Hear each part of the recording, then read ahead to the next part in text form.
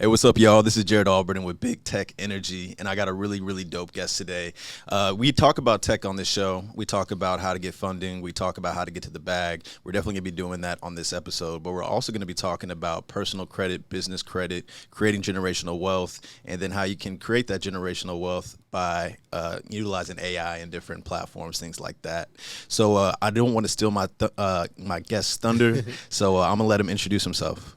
All right, what's going on, guys? Listen, for those of you that are seeing me for the first time, my name is Daraine Delevante. I'm your favorite consumer law expert.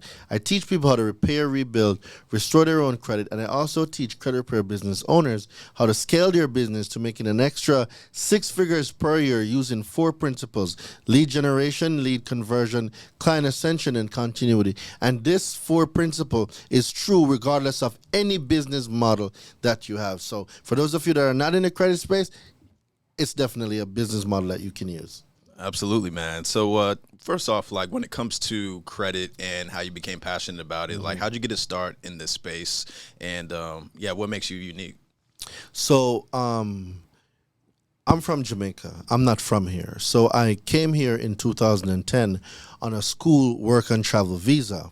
And when I moved here from Jamaica, I told my mom I'm not coming back, and she like freaked out, like, dude, you don't have any family there. What are you gonna do? Come back home, because I was gonna go to med school.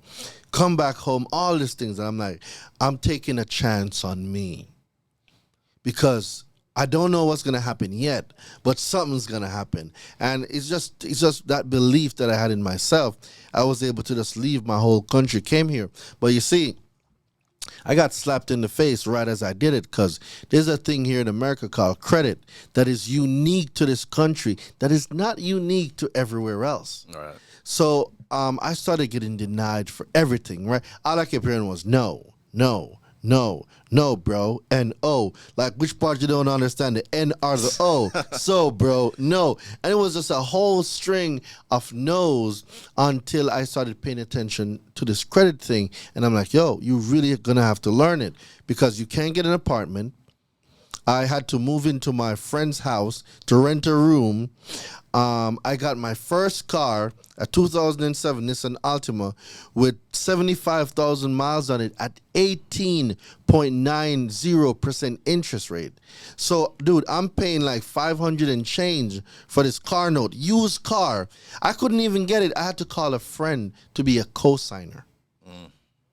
And a lot of times there's people that want to do good that decide that, I'm going to be a co-signer for somebody. See, I didn't know that because of my ignorance, I was putting my friend in a position that I would have never did if I comprehended what I was actually doing. Because as a co-signer, and some of y'all watching this right now might be co-signers, I want y'all to never co-sign again. Have them go fix their credit. You see, I was putting my friend in a position where if I stopped paying, he was on the hook for me.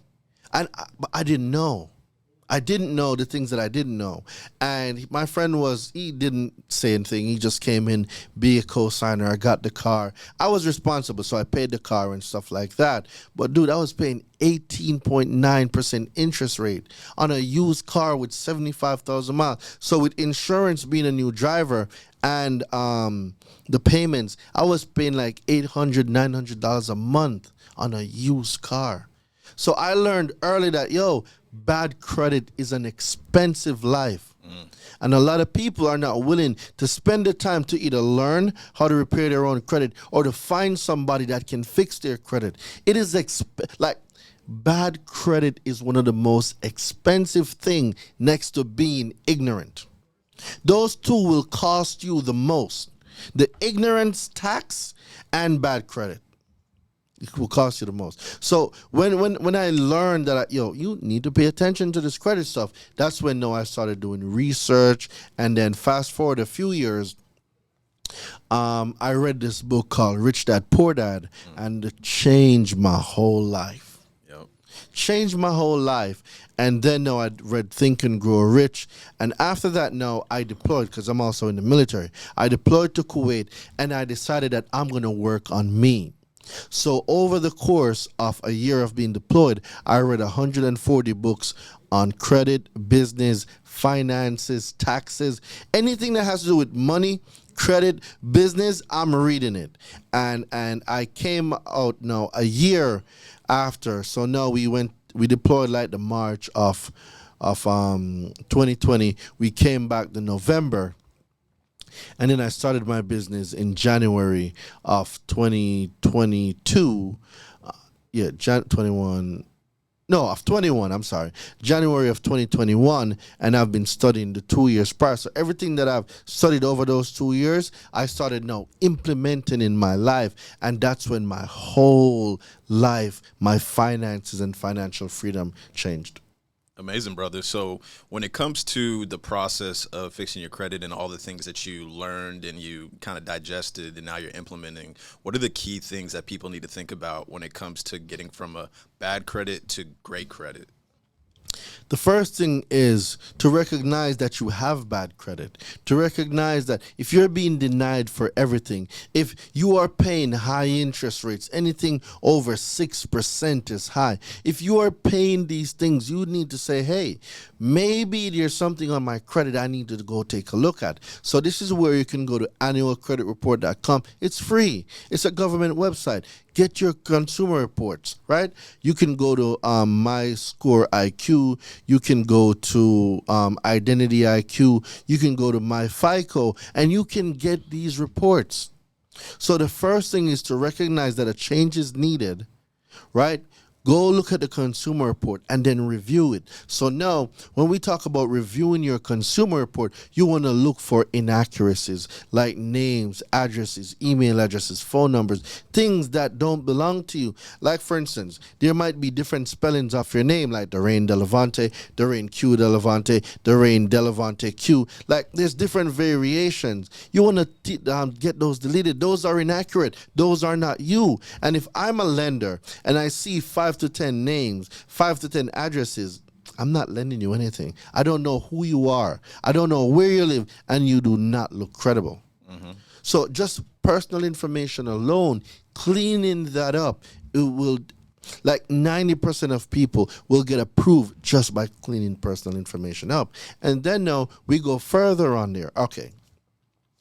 Are there addresses on the consumer report that I have no idea where these addresses came from? Chances are, no, if you're seeing addresses and phone numbers you don't recognize, you could be a victim of identity theft.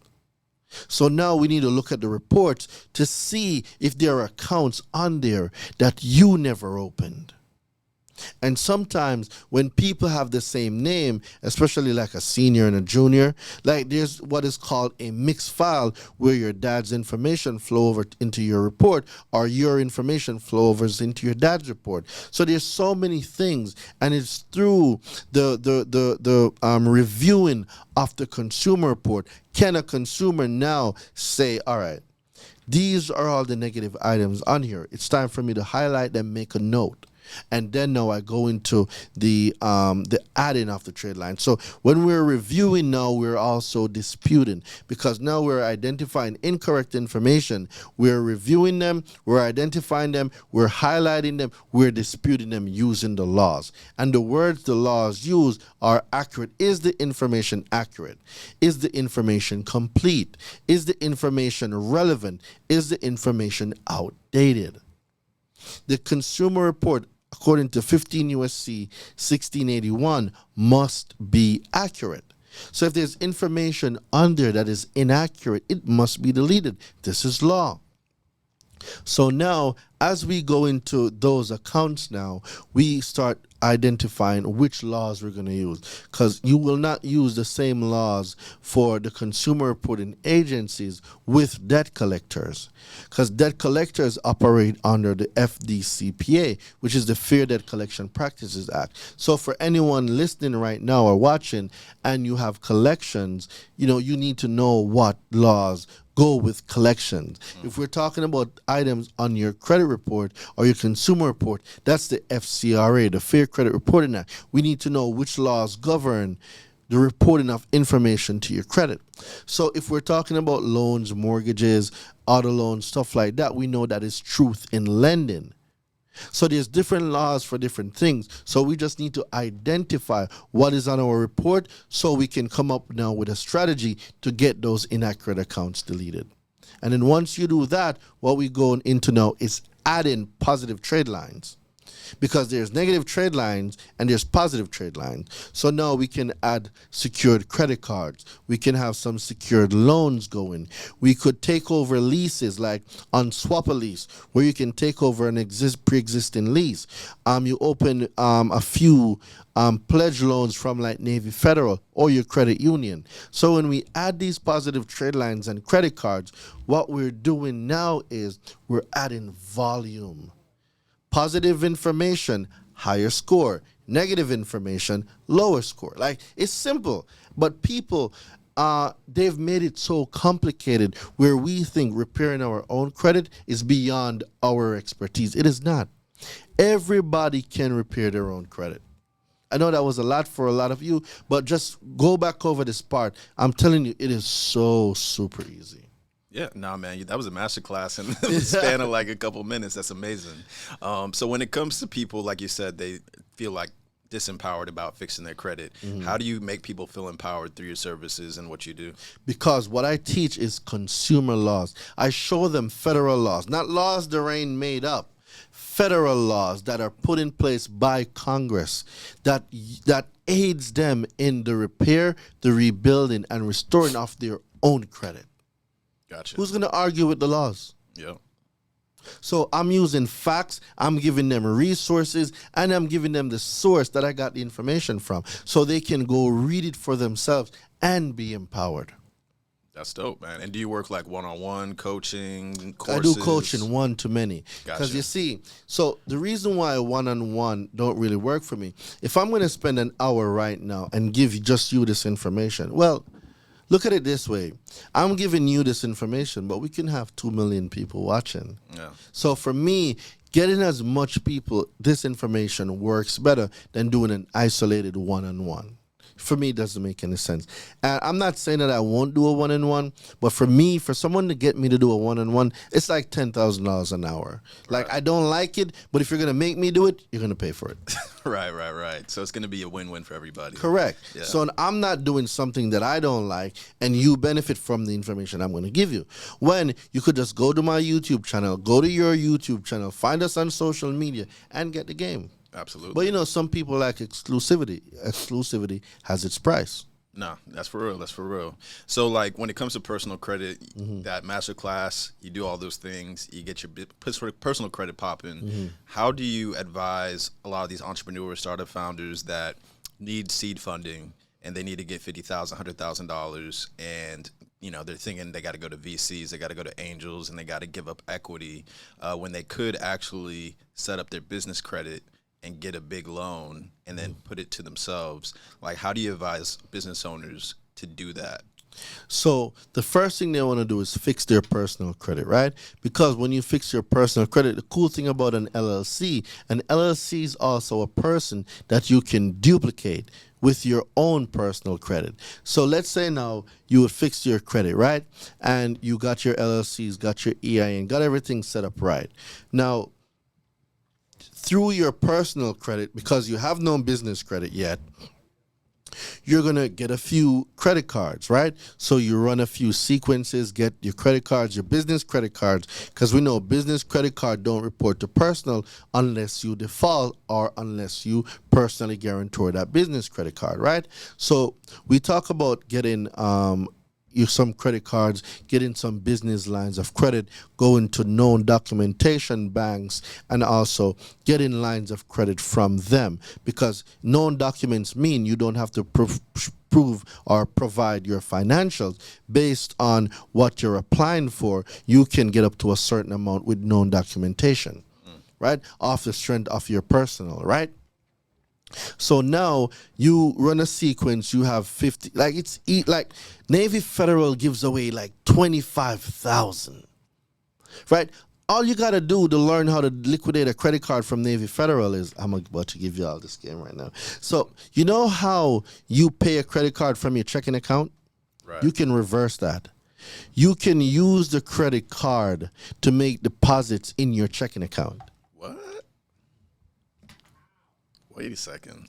Okay, so I got a $25,000 credit card with Navy Federal, right? Yeah. I can pay from my checking because when you go there, it says from what account to what account, right? Okay, so if I want to liquidate a credit card, I go from my Visa ending in what to my checking ending in what, the amount of 20,000 transfer.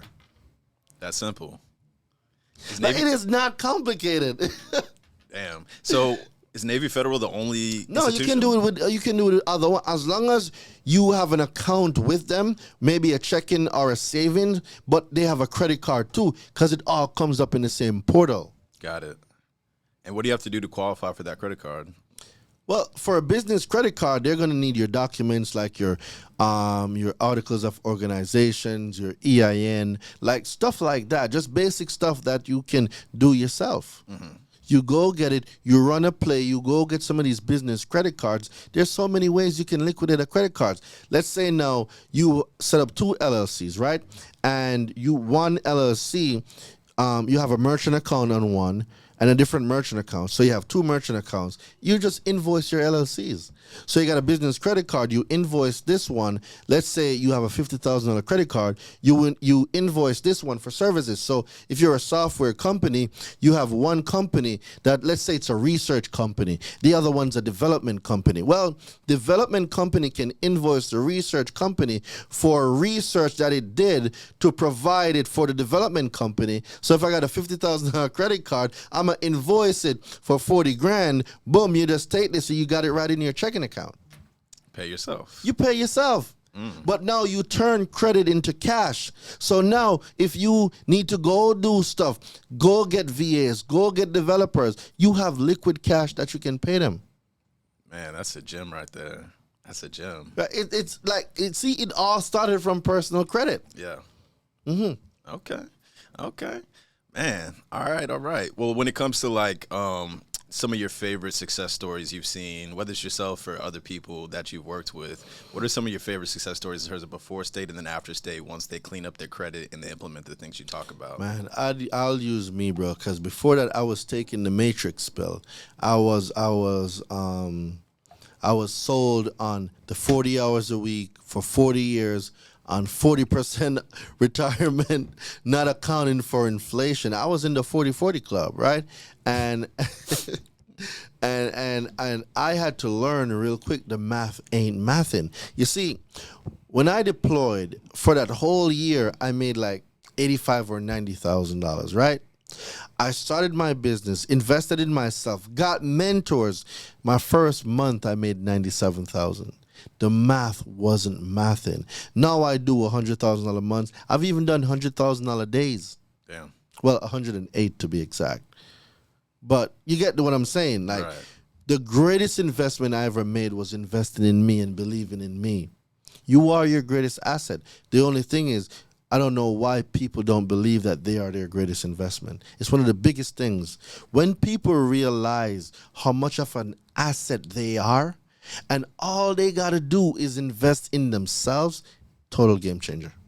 No, 100%. I mean, when it comes to your mindset, so this show's called Big Tech Energy. Obviously, it's a play on words, but it's also more so just about the energy it takes to be super successful as an entrepreneur, as a 6, 7-figure, 8-figure employee, whatever the case is, whatever you're passionate about, your purpose is being able to execute it. There's a mindset to it. So you talked about people's mindsets kind of holding them back a little bit throughout this conversation. What was it that you read or, credit to your mindset, and what are some of the key things that you live by that's made you so successful? Because I think that's as important as knowing how to do the credit and how to, execute in tech or in finance is like the mindset of belief, abundance, whatever the case is when it comes to success. Like, what do you think are some of the keys? Great question. So when it comes to me, the first thing that I had to do was get out my own way. I was angry back in 2019 because I was applying for a city job, right? So in the military, I'm certified. It's called a CBRN specialist, 74 Delta, right? Which is chemical, biological, nuclear, radiological specialist. So what that translates to in the civilian world is hazmat operations. So I was getting a job with the city on the EPA, and when I put in my 2 weeks notice to go get that job, they told me that the position is no longer available. Mind you, I started training my replacement. So now I lost that job. I didn't have a city job. So I now was without a job. And I was so angry, and I was in the barber shop, and I heard one of my barbers saying that he just got this book called Rich Dad Poor Dad for his niece. And me, I'd just been angry and ignorant. I was like, what kind of dumbass book is that? Rich Dad Poor Dad. But I have a curious mind. So on my way home, I went to YouTube, shout out to YouTube, and I said, Rich Dad Poor Dad audiobook. Dude, I loved it. So I listened to the book twice that night. And mind you, the book is 6 hours. I listened to it twice. Then I bought the physical book and I read it 6 times. Rich Dad Poor Dad was the first book I ever read from front to back. So that started a shift in my mind. And then I got introduced to Napoleon Hill's Think and Grow Rich. It was a wrap. So the first thing that happened was my mindset had to change. And then I started believing that I can do all things because I can. As a man thinketh in his heart, so is he. The things we speak into our lives, they become real. So when I comprehended those words, it birthed a different person. And my confidence went up, my self-esteem went up, and there was no one who could tell me what I can and cannot do. What were the biggest things you took from Think and Grow Rich? Just curious. Words and having a definiteness of purpose. And the things that we give energy to, they manifest in our lives. So if garbage goes into your mind, garbage is coming out. People expect to reap things to which they never planted the seed for. It doesn't work that way. You will not plant corn and get a peach tree. It doesn't work. You plant corn, you get corn. You plant peaches, you get peaches. But at the same time, if that field isn't... See, weeds need no encouragement to grow. They just pop up anywhere. And your mind is like a garden. The words that you use and the things that you consume are the seeds that you feed into your mind. You are what you consume. So I started consuming books. I consumed Napoleon book after book after book after book. And when you change the way you look at things, the things you look at will also change. That started happening to me. I started seeing things differently. I started hearing things differently. And when I got from Rich Dad Poor Dad is rule number 1, the rich don't work for money. They have money work for them. Game changer. See, poor people pay for things with their life. Rich people pay for things with their creativity. So let me explain that. You work $100,000 a year, right? Half of that year you work for free because that 40% went to taxes. Yep. So you didn't win a whole 4 or 5 months for free labor, right? So now you're left with 60%. Now, mind you, you still have to pay taxes again on everything that you're going to buy after you already paid that tax. So now you're going to have probably about 45% or 50% left when you calculate all the taxes you're going to pay. So now if you go to buy a car, so let's say you go to buy a car and the car is $50,000, right?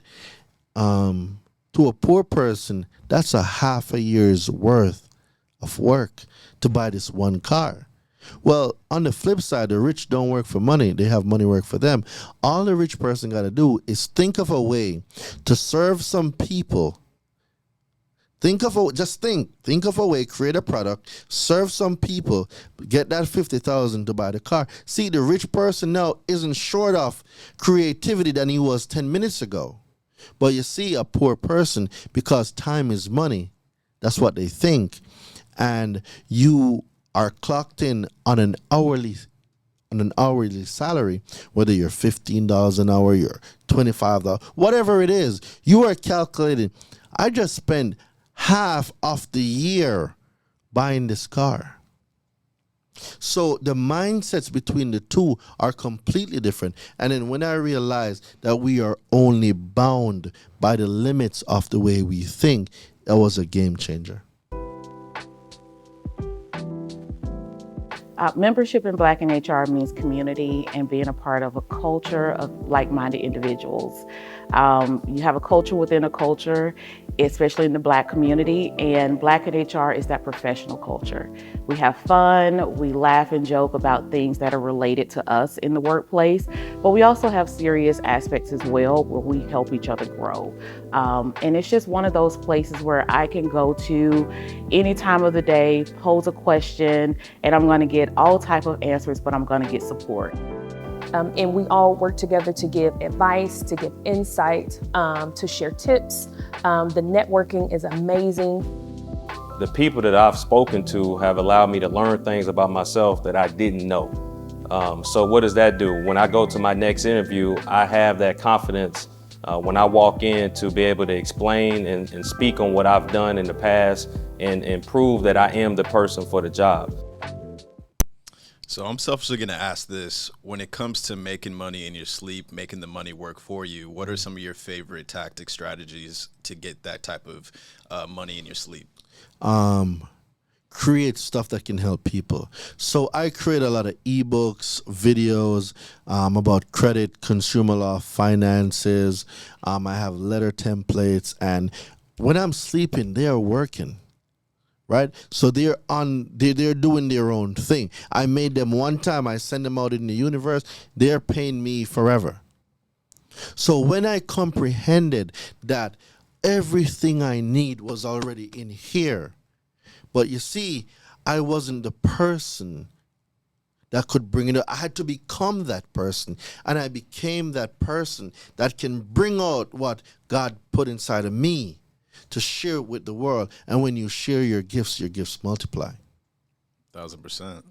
I love that. So many gems being dropped. So we talked a little about the software developers and the researchers. So I want to give some gems for the tech folks that are listening to this. So you currently are building out, or you have built out, an artificial intelligence platform.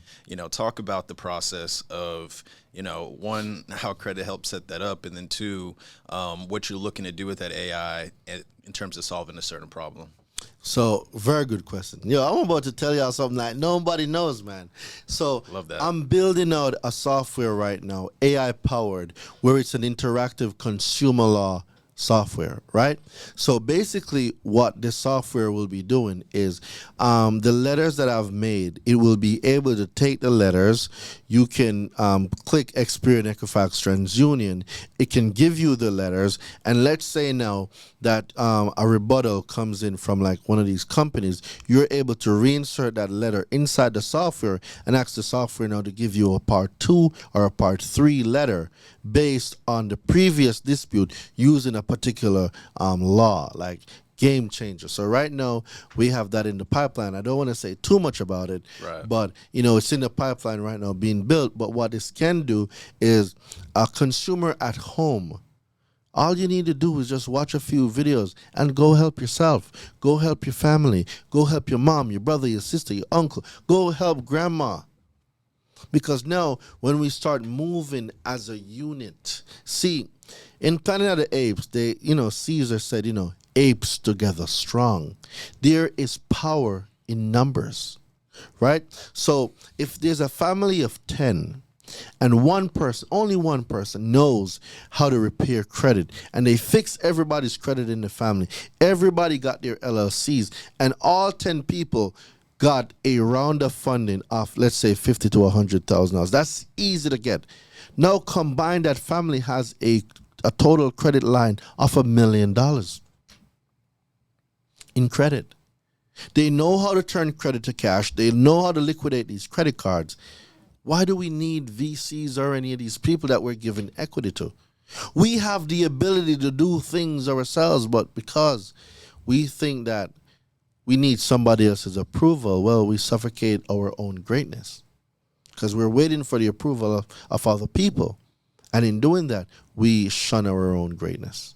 100%. And even VCs and angels will say, like, if you can avoid, getting asking for money from a VC or angel, then do that, because you want to hold on to your equity, and you also want to get the product, you want to get the company far enough along, especially if you can get revenue in. That's where you have leverage. That's where the VCs can give you a lot of money for very little equity given up, versus the other way where it's like risky and they need a lot of equity for a little bit of money. And also, it depends on how aggressive the business owner wants to be in terms of expanding. So I think there's many different reasons why people need like these extra funds, but you can fund yourself up to $1 million in credit without no VC, or with business credit, or between business and personal credit. So up to that's a lot of capital for any business to start. You can put systems in place, people in place. You should hire some VAs.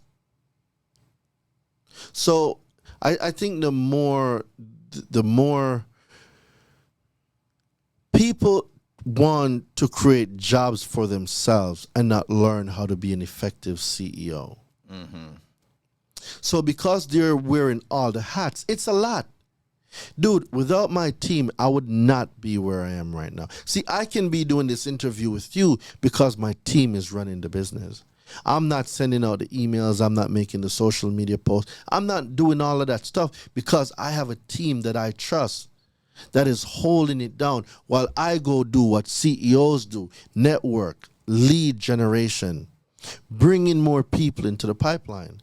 But when you are wearing all the hats as a CEO, where are your leads or your clients going to find you if you're never putting yourself out there for people to find you? You're not making yourself findable. Yeah. People are searching, but you're not findable.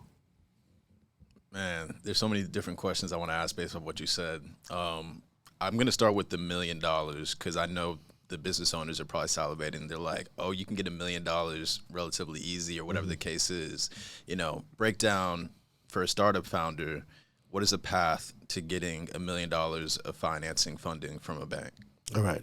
So when it comes to the business credit part of it now, I don't do that. I have friends and partners that does the business. See, I want to be an expert at what I know, and what I know is how to delete anything from the credit. So let's say if whoever is watching now got any collections, late payments, bankruptcy, whatever they have on their credit that needs to get deleted, I'm that guy. But if they need that funding, I got the plug, because you surround yourself with people that's on the same mission as you. Yeah. So a couple of my friends, they've gotten, like, if I combine all my friends that does business funding, together they've done probably over 50 million worth of business funding.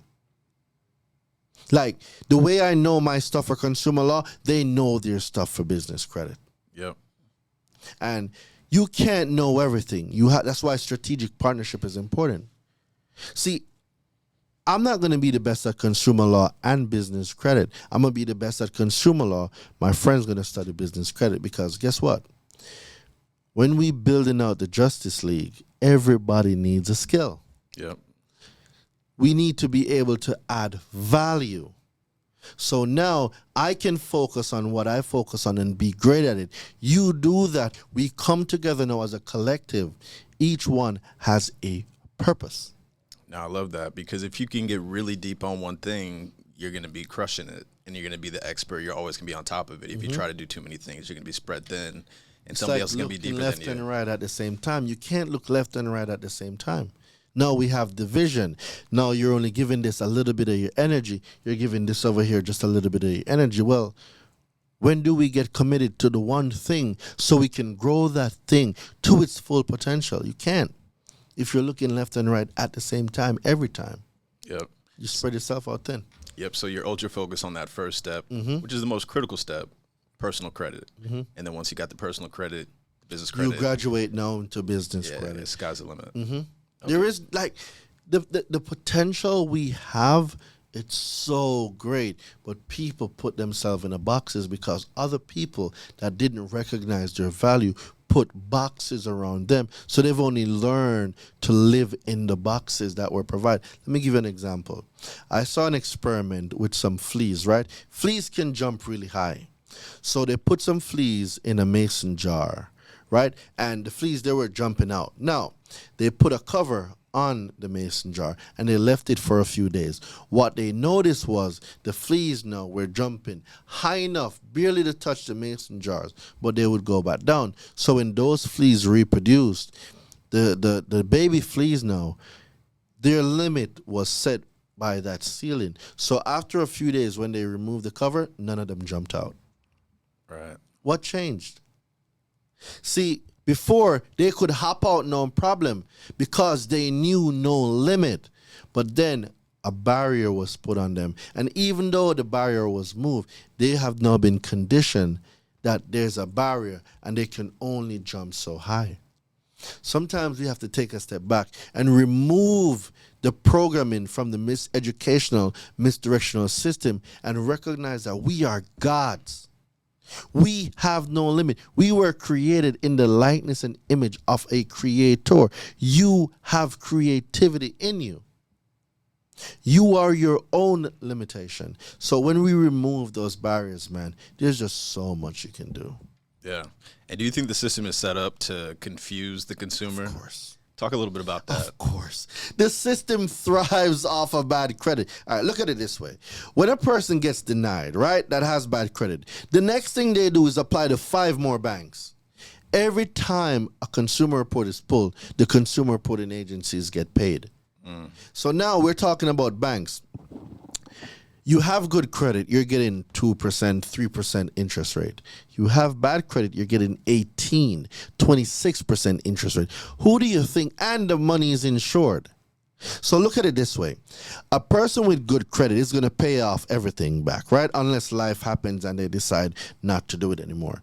A person with bad credit, all right, chances are they're going to default probably after 2 years. So we're going to have insurance on this money, but we're still going to charge 20%, 25% interest rate.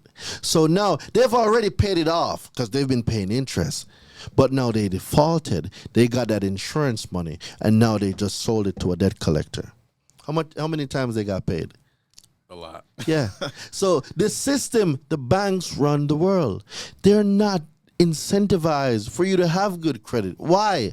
When we can make so much more money with people that have bad credit, they're not incentivized to teach us. Yeah. Why would they?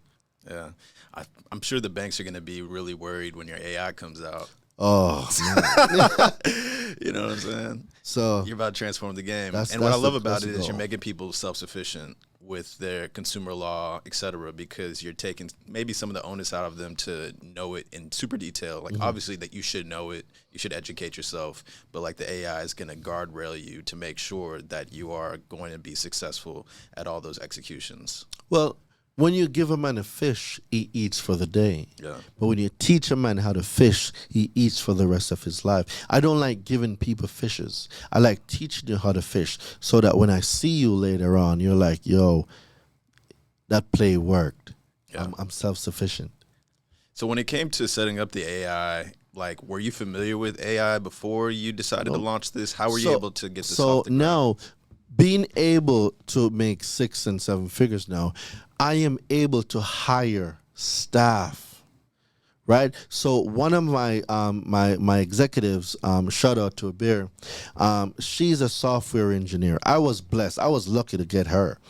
And she knows how to build software. So she's able to take my ideas. I'll have a meeting with her, and I'll tell her exactly what I want.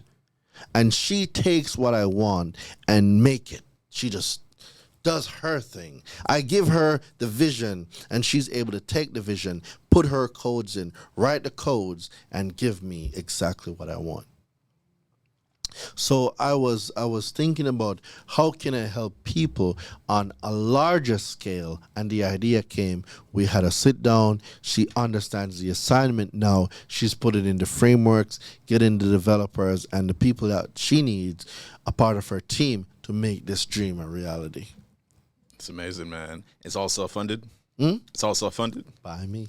Love it, man. 100% equity. Or you give out equity to your team or something like that. So there's some, like, remember, they're on, my team's on payroll. They're already getting paid. Right. So if they're already getting paid and I need a software built, I'm paying you to build the software. Right. So I'm not at a disadvantage now where I have to go find somebody to invest in me because I was lucky enough to recognize talent at an early point and put these people in places. So now when I need stuff made, I already have an internal team in place. No, it's super huge because if you're reliant on outsourcing all the time, they will, run you dry. Yep. Basically. So, no, it's super smart. All right, dope. So, what have you not talked about so far that you really think the people need to know? The people need to know that they have the ability to control whatever gets reported on their credit. People need to comprehend that late payments are illegal. People need to comprehend that they don't have to pay collection. People need to comprehend that the reporting of a bankruptcy, is it really bankruptcy or identity theft? People need to know that anything that gets reported on their credit, they need to give permission for these things to be reported. So when these banks and these corporations tell you that, oh, we have a right to report it, that's a lie. There is no law that says you have to report anything. The law doesn't say that. The law says that the consumer have the right to opt out of that information if they don't want it reported. The consumer has the right to privacy. The consumer has the right to confidentiality. The consumer has the right. So in those cases where a lot of us are ignorant to that information, but now we're enlightened, right? We know we have the right. How do we fight against the companies that are trying to, By becoming the educated consumer. And this is where I tell people, like, you can go find the information on your own, spend the 3-4 years researching like I did, or you come and learn it. There's a cost for admission, but what's an investment in yourself that's going to change your whole future? See, a lot of people, people are saying, oh, you do this and you're getting scammed. Well, listen, if you are grown and broke, I'm too late to scam you. You've already been scammed. Like, you go to school and you pay $50,000 to $100,000 for a degree that you're going to make $40,000 from. When will you ever pay this loan off? Yeah, till the day you die. So someone is giving you actionable steps that you can take to change your whole life. And because you don't want to pay for it, it's a scam. Now you got your priorities messed up. It's not a place for you. Yeah. So you'll have people like that and people saying, oh, I don't have the money. Well, your credit is not important for you to figure it out. Oh, I got to speak to my spouse. If you got to speak to someone about changing your life and the future where your life is going, I think you're worried about the wrong thing. Yeah, it's that scarcity mindset. Abundance. We have abundance. We were made by a creator that says, ask and it shall be given to you. That's abundance. So where did this scarcity come about? Well, it's the miseducation, misdirectional system. Yeah. See, if we control the world's finances, they don't care who runs these countries. Information, input. What you put in is what you get out. So if we control what they're seeing, what they're hearing, how they live their lives from day to day, we basically control what they can and cannot do. Information. Yeah. So if people want to tap into your information, how do they get in touch with you? Yeah, very good question. So on Instagram, they can find me at DaraineDelevante.com. That's DaraineDelevante. Just type that in. All my social media will pop up. Instagram, YouTube, Facebook, everything will pop up. They can find me there. And for everybody that stayed to the end of this episode, I got something special for y'all. So what I'm going to do is, all they got to do is text the word credit, right? They got to text the word credit to 917-993-5238. And I got 2 ebooks and a course that they can use right now to start taking actionable steps. So that's credit. Text the word credit to 917-913. I just messed it up. 917-993-5238. And with the way information is now, for someone to say, I don't know, it's not an excuse anymore. Yeah. And when people pay, they pay attention. So my course for 30 days is $1,497, $1,497. And my ebooks together are $300. And I'm giving it to your audience for $47. If they are unwilling to invest $47 in their own education, you deserve to have bad credit. Yeah. Yeah. Nah, man. First off, I appreciate you giving that offer to the folks that are listening.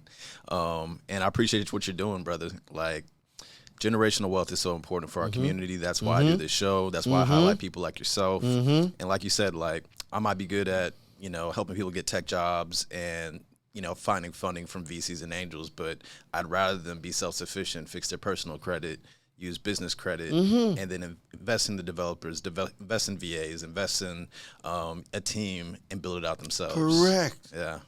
Like, we have to draw the line in the sand. Are we going to keep letting other people have control over what we can and cannot do? Or are we going to be the CEOs of our last name and step up to the plate? It's a personal decision. Yeah. Many were called, but few were chosen. It's not for everybody, and I get it. But guess what? You will succeed as long as you believe in yourself and you invest in yourself. The problem is people want other people to blame when stuff don't go right. Hold yourself accountable. Put the investment in developing yourself, develop your team, become an astounding leader. It will be so much easier. Yeah, I think that's the perfect place to end it, man. So at the end of the day, make sure you tap in, invest in yourself. What do you say, $47? $47. Man, if you don't spend $47 with this man, I don't know what to tell you. I don't know. Keep having your bad credit. That's it. Like, if you are unwilling to use $47 to change your life, keep bad credit. It's okay. There's what, 340 million people out there. Go join everybody else. It's cool. Yeah. The people in the 700 and 800 club will just stay up here and do what we do and run the plays we play. But if you are unwilling to invest in your own self for only $47 by texting credit to 917-993-5238, you deserve to have bad credit. That's my part. Yeah, so I recommend you don't have bad credit. Go ahead and invest in yourself. 800 credit score 3 times in 1 year. Damn. I can clean a whole credit report. Yeah. Good credit or bad credit doesn't exist for me because I know how to change the information. Yeah. So whether I'm running a few plays, missed a few payments, or whatever, I know how to get them deleted. So for me, those things are irrelevant because of the power I possess now, knowing consumer law. It's a whole different game now. Yeah. Well, I mean, even though you're a guest on my show, I'm going to throw you the 47. You know what I'm saying? Because at the end of the day, like, I respect people's craft, and you should pay for it. I appreciate that. The fact that you're giving this away for $47 is a blessing, and it's a no-brainer for me, and hopefully it's a no-brainer for everybody else. I would hope so too, but you have those people. Yeah. Awesome, man. Well, I appreciate you for being on the show, brother. Of course, man. Yeah, of man. Course. This is going to be a dope episode, so I appreciate it. And also want to thank everybody that's listening, everybody that's watching on YouTube and all the different platforms. And if you want to tap in with me on other social media, you can tap in with me at direct.me/Big Tech Energy. And you can connect with me on LinkedIn, Facebook, Twitter, Instagram, all of that. And make sure to subscribe, download, and share this episode. Absolutely. Share this episode with everybody you know that has bad credit, everybody that's asking you for money. Tell them to spend $47. Tell them to spend $47. Or if you want to be nice and gift them $47 and say, hey, man, instead of you asking me for $50, I'm going to give you this and you can change your life. That part. And then eventually he'll have the AI out and that'll also support you. That part. So, yeah, make sure you tap in with this man and let's keep this generational wealth and let's get this bag. So for the next time, this is Big Tech Energy Podcast. We are out. Membership in Black in HR means community and being a part of a culture of like-minded individuals. You have a culture within a culture, especially in the Black community. And Black in HR is that professional culture.